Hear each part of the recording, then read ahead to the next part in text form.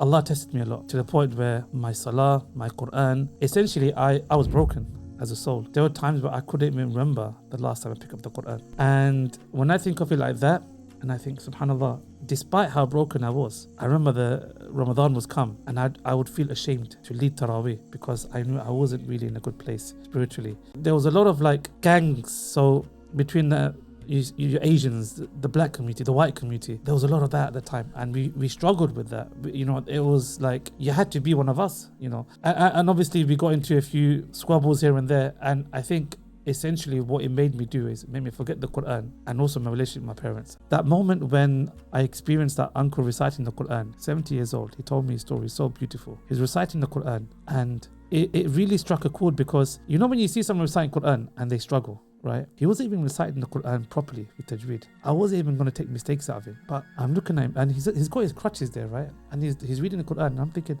this isn't Haram in Mecca. He must be old because he's looking quite frail, tired, someone in the latter parts of life, but he's making such an effort with the Quran. And I looked at him and I'm thinking, subhanAllah, I didn't even know his story yet, but I'm just looking and observing, and I had to look away because those tears started coming to my eyes.